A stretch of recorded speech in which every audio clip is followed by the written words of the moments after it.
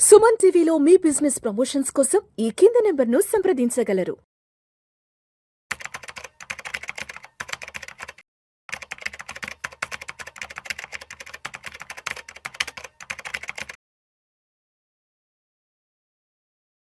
ప్రేక్షకులకి మీ రామచంద్రమూర్తి నమస్కారాలు. ఇవాళ ఈ వీడియోలో మనం స్టాక్ మార్కెట్స్ ఎలా మూవ్ అయినాయి, ఇవాళ నిఫ్టీ, బ్యాంక్ నిఫ్టీ ఎలా క్లోజ్ అయింది అనేది తెలుసుకుందాం.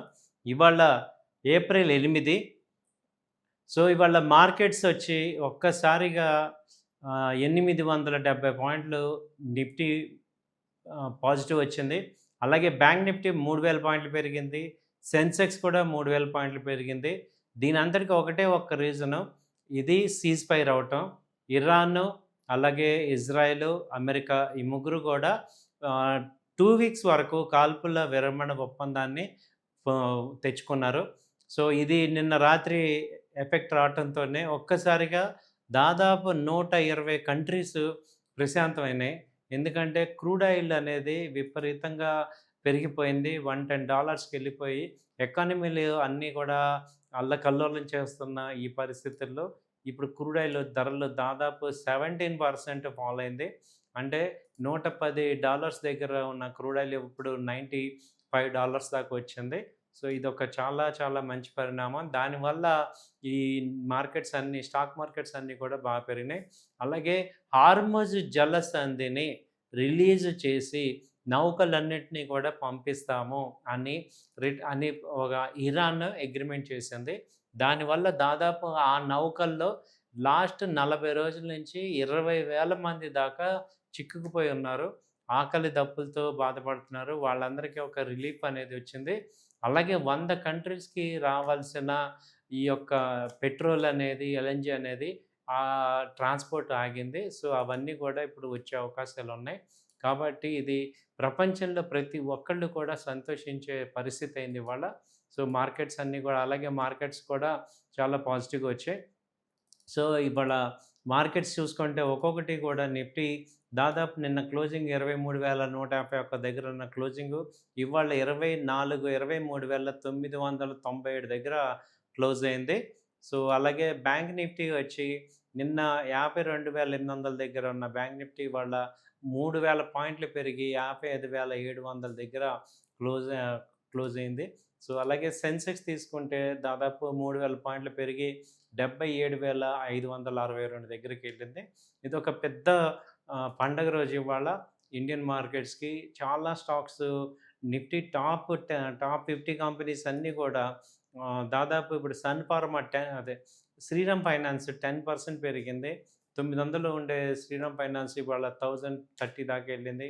అలాగే అదాని ఎంటర్టైన్మెంట్ 8% పెరిగింది. ఐషర్ మోటార్ 8%. మన లాస్ట్ వీడియోలో చెప్పుకున్నాం, ఇది ఎనీ టైము యుద్ధం ఆగాల్సిన పరిస్థితి వచ్చింది. అందరి దగ్గర కూడా ఎగ్జాస్ట్ అయిపోయారు. సో లో లెవెల్స్లో ఉన్నాయి, బై అండ్ డిప్స్ చేసుకోవచ్చు అని మనం చెప్పిన ప్రిడిక్షన్ వర్కౌట్ అయింది. సో సీజ్ ఫైర్ అవటం అనేది అందరికీ కూడా ఉపయోగపడి మంచి రికవరీ అయితే వచ్చింది. బజాజ్ ఫిన్సర్వ్ అయితే దాదాపు 6% పెరిగింది. అలాగే మారుతి 6% పెరిగింది.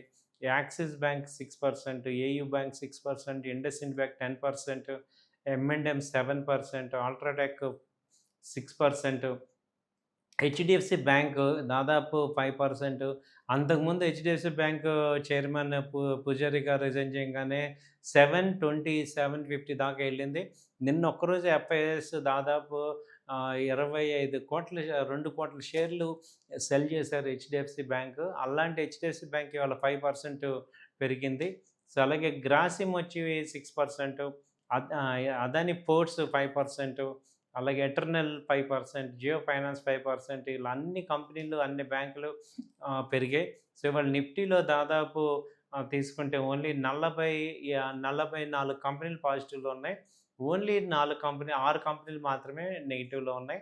సో అవి కూడా ఓన్లీ 2%, 0.2% అలా క్లోజ్ అయినాయి.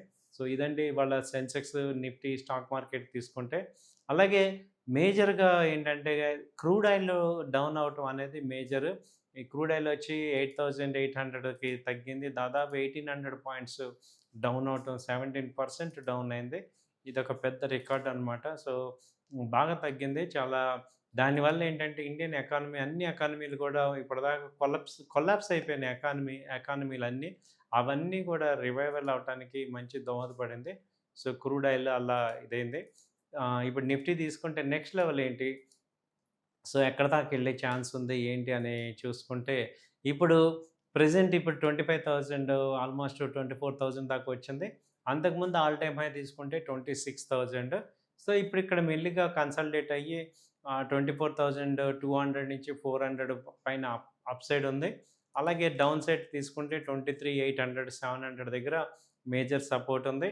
అలాగే బ్యాంక్ నిఫ్టీ కూడా తీసుకుంటే ఇప్పుడు 56,000 దగ్గరికి 55,700 ఆ రేంజ్‌కి వచ్చింది. ఇది మళ్ళీ ఒకవేళ రేపు డౌన్ అయినా 55,000 దగ్గర మేజర్ సపోర్ట్ తీసుకునే అవకాశాలున్నాయి.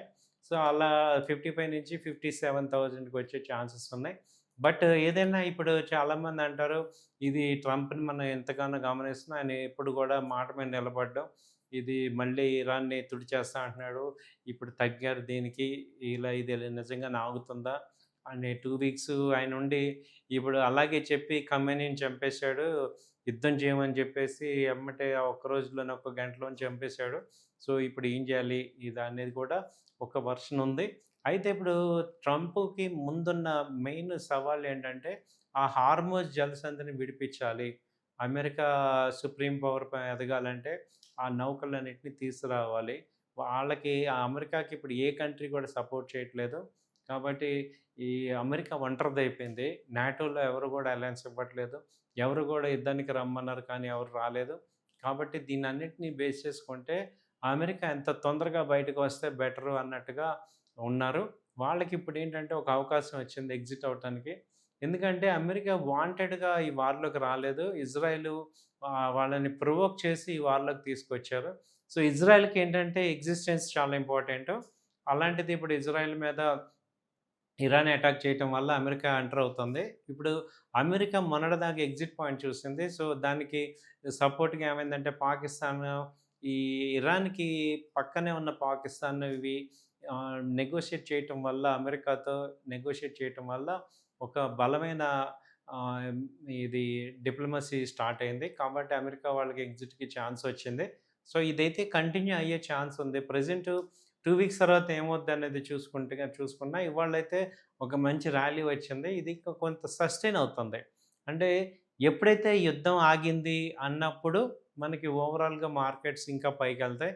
కాకపోతే ప్రెజెంట్ మిడ్ క్యాప్ ఇంకా పెరగాల్సున్నాయి. స్మాల్ క్యాప్ బాగా పెరిగే ఛాన్సెస్ ఉన్నాయి ఈ ర్యాలీలో.